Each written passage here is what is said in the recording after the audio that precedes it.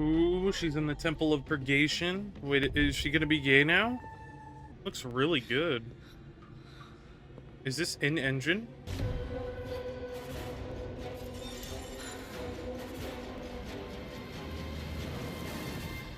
Man, shut your smirking ass up. You ain't doing shit against the plague. What?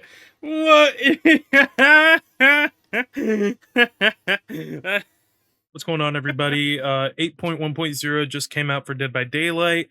And for the most part, all the speculations and all the presumptions I had about the update were almost astoundingly correct. I had a video a couple weeks ago going over the patch notes, but if you didn't watch that, I'm going to go over everything here. Obviously, Lara Croft was added with the 3 new perks. You should know how I feel about those, or at least about Hardened, if you watched any of my previous videos. Darkness Revealed, I'm All Ears, Trail of Torment, Oppression, Dragon's Grip, and Machine Learning all got buffed on the killer side, while on the survivor side, Autodidact, Empathic Connection, Iron Will, Resurgence, Solidarity, and Babysitter were also buffed, which are all really good. Some people are saying Babysitter's a little too strong, but it's an anti-tunnel perk, and I think anti-tunnel perks should be strong. They should make anti-tunnel perks should make it where you can't tunnel the survivor, and that's exactly what Babysitter does. You know, maybe like a cheeky Huntress or Death Slinger with Save the Best for Last might be able to counter it, but for the most part, Babysitter is doing its job, and that's good. It's always good when a new perk comes into the usage pool, because it is not good game design for there to be over 200 perks and only 20 of them get used. But obviously every single game falls into that, but you know, whatever. I'm just saying Babysitter's good because it brings a new perk into the usage pool. Singularity got a bunch of quality of life changes, most of them being buffs. They're very good. Singularity feels really good on keyboard and mouse. On controller, he feels a little weird right now. I think they added aim assist or something, but the aim assist actually feels like it kind of makes him harder on controller, but I'm not going to be using controller for much longer. And they announced today that cross progression is coming on the 22nd. So cross progression is coming in less than a week. And I got 2 things to say about this. First one is I'm kind of underwhelmed that there wasn't like a big video or anything. Like, this is one of their most requested features ever, and literally they just dropped it out of nowhere on their anniversary live stream. Like, it was literally like a 15-second segment, and yeah, but then and then today they posted it's coming on 22nd. I'm extremely excited because I play on Xbox and I have over 3,000, I might be running on 4,000 hours now, and I've had a computer capable of running Dead by Daylight for a while, and the main thing that's been keeping me from playing it has been the fact that I can't transfer my progress over. But now that I'm going to be able to do that, I might be able to level up my content, do all that stuff, and yeah, so that's good. But now to the elephant in the room. The Knight feels unplayable, dude. I played Knight for a couple hours today. Some of it was on stream. You can catch me twitch.tv/bandthinking, link in description. Yeah. But yeah, the Knight just feels horrible. Everything that felt good about the Knight when you're playing him now sucks. I think most of his bugs are fixed. I think this rework that they gave him immediately dropped him down at least like 2 tiers on the killer tier list, dude. Like, he's really sluggish, and the smallest mistake literally leaves you without an ability, sometimes for up to like 30 seconds. And that's really sad. Like, that's such a miserable feeling. And you can't even chase survivors with your guard anymore, because if you're within 8 meters of a guard while they're chasing a survivor, the hunt duration decreases by triple the time. So I think what's gonna have to change is they're gonna have to up the hunt duration slightly, and Knight's playstyle is gonna change into something more like the Pig, where they're trying to actively use their ability to slow down the match, but all their perks are centered around their M1. You're probably gonna see like Enduring, Brutal Save, and then with add-ons that increase hunt duration. And another thing I'm noticing is that there's almost no reason to use the Jailer. You almost always want to use the Assassin or the Carnifex. Since you can't simultaneously chase anymore, the only thing using the Jailer would be good for is if you want to like camp or something, like it's the longer hunt duration and the longer surveying duration really just aren't making it appetizing with the new playstyle that Knight promotes. And that's really all I got to say about it, honestly.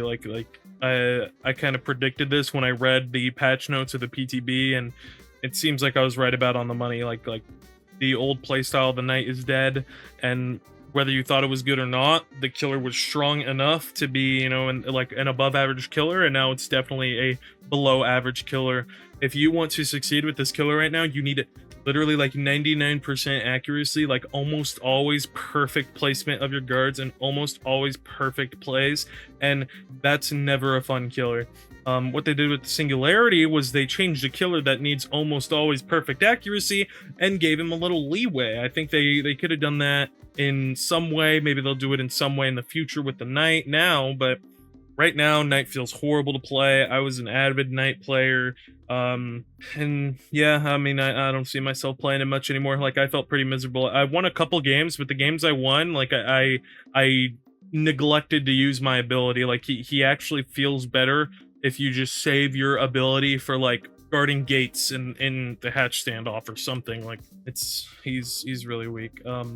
Back to the killer buffs though. They buffed some of my favorite perks. I really like Trail of Torment, and I really like not machine learning. I like machine learning, but I really like Opression. I've been using Opression even though it's been really bad with its 80-second cooldown for a really long time. But now that it has a 30-second cooldown, this perk like easily bumps itself up on like the amount of builds it could be used on and the amount of killers it could be used on. It's went from being a very slow-paced perk. Maybe you combine it with like Merciless Storm and Tinkerer. That's what I usually combine it with. And now you can get those procs a lot more often, and you can afford to kick gens without a gen being on 90%. You can afford to use it more than just to get that little failed skill check.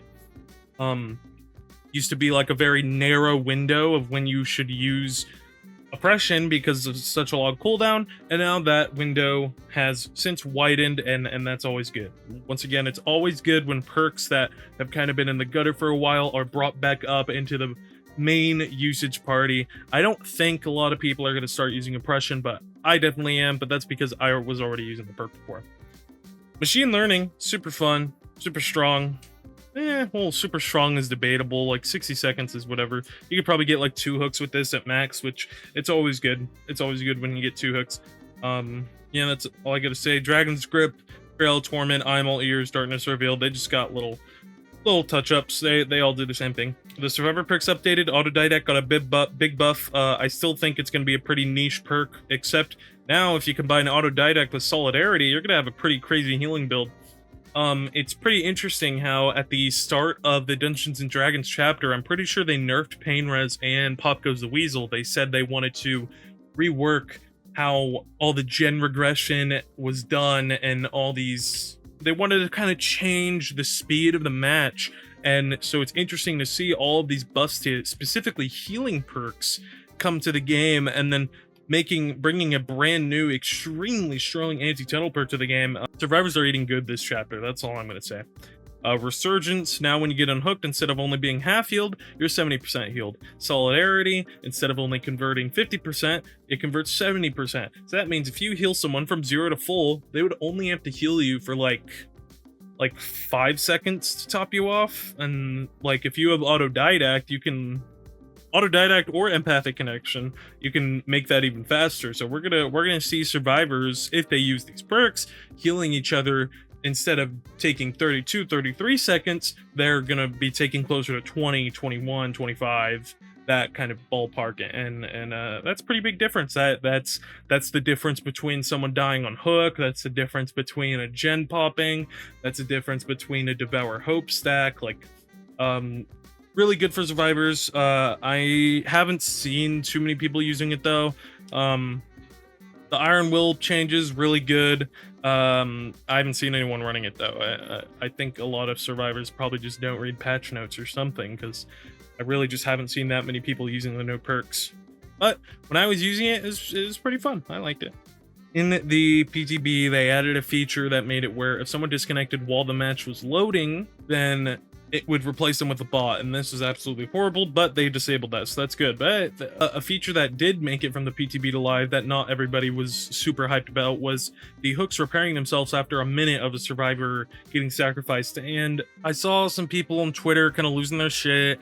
Everybody's saying like, God, like, you just want to slug people on the floor, and this Twitter mentality that I see all the time is just so infuriating to read. Like, the way I see it is that survivors are feminists and killers are men. Like, that's genuinely how it feels reading some of these Twitter threads talking about Dead by Daylight. It's such a mind-boggling weird mindset that they're treating this Dead by Daylight gameplay like it's an actual real life issue. It's like when you have a Minecraft server and someone steals diamonds from the one guy and war breaks out. Like, dude, this isn't a fucking political hearing. This is Dead by Daylight. Or in the example of the Minecraft, this isn't a fucking, like, this isn't the Cold War. It's a Minecraft server. Like, cool down, dude. It's never been that deep.